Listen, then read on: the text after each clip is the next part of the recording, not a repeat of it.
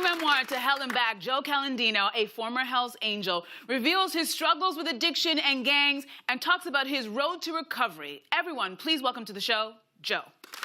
Welcome, Joe. Joe, your story is incredible to say the least, but let's help the audience kind of follow your entire story. So let's start from the very beginning. You grew up in Vancouver, BC, and you joined a gang. What was it about the gang life that you felt like you needed to be a part of it? Well, in my younger years, one of the things I identified with is kind of going back to that crew, that clique, that, you know, the guys that were tough and caught all the attention in school, and I just wanted to be a part of that circle. You know, for me, I started scrapping from the second I hit high school and didn't stop. I made it one of my goals to be the toughest guy in high school, identifying with, you know, that whole kind of bravado attitude and that alpha male. And, you know, as you move forward, also the thing that comes with that is the drugs. And by the time I hit grade 12, I had done every drug available to me. Wow. Really? In the 80s. Oh, jeez, yeah. Between grade 8 and grade 12, you made that quick of a transition. Absolutely, yeah. Wow. And in the book, you talk a lot about drug addiction. And so what was the rock bottom for you? It kind of went in phases. You know, you have your ins and outs of addiction. By the time I had hit 21, I was, you know, addicted to cocaine and made a decision to stop for a while. Yeah. I actually ended up going back to school and then getting my business degree.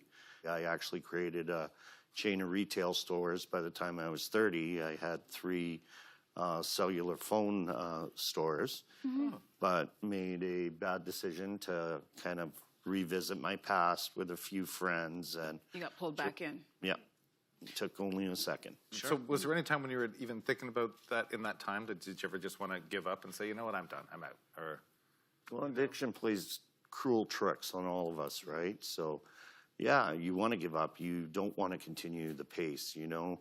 The drug consumes you. It becomes, you know, like water and food to those that don't understand addiction, you know. Yeah. You wake up to it to stop being sick. And I guess there's probably prison involved in there as well, which would have been a very difficult time.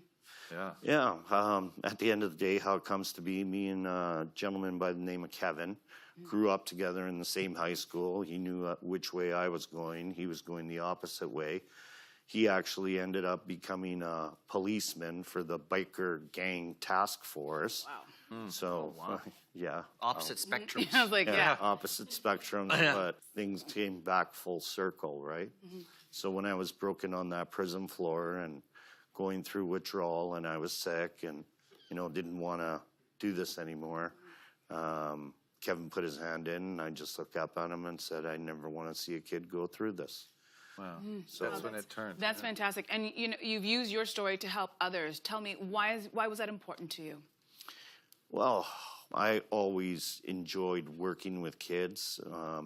I coached soccer. I taught martial arts pre-going into gang life. Okay. So it was, I believe, something I had to go through in order to get where I was going. Yeah. So then by the time Kevin put his hand in, I wanted to go back to working with kids. So then the journey began and we had a moment of clarity, and then we created an organization called Yo Bro Youth Initiative at the time. And how life comes to be, I end up meeting a lady who's an educator, and today she's Mrs. Calendino. But so there was no way Yo Bro was going to stay Yo Bro, and we weren't She wasn't having it. more inclusive and Yo Bro and Yo Girl. And so, yeah, there was a quick kind of move to the Yo Girl as well. We do a lot of stuff on violence prevention. That's what I'm wearing here today. Awesome. Cool. For girls and, you know, various different youth. We have a lot of youth dealing with a lot of various different issues. So, And I think it's great that you take the glamour out of being in a gang away from the youth by speaking to them and telling them the realities. I think that's really important.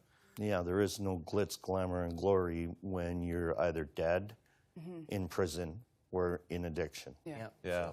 You're not wrong, yeah. So what's your biggest accomplishment you can say? In the new life that I've had, you know, just the accomplishments that we're making with school districts, you know, we're working in partnership with, if you can believe this one, police departments. Yeah. I'm sure that's something you never thought would happen. No. Yeah. And recently, a municipality within Vancouver called Surrey. We're part of the public safety strategy mandated by the mayor. Wow.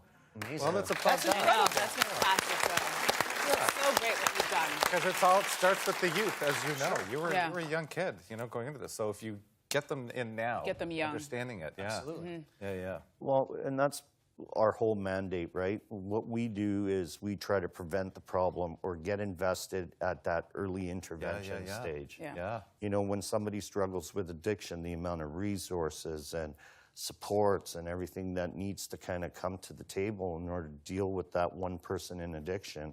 And especially now with the crisis we have nationally, and this crisis is called fentanyl. So Yeah. And you're actually becoming the person that you needed back in the day when you were a kid.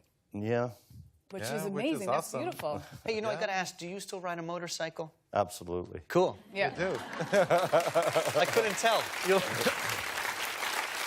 that's fantastic. The book is all inspiring, and we've got to say thank you so much for coming here today. Got to shake your hand on that.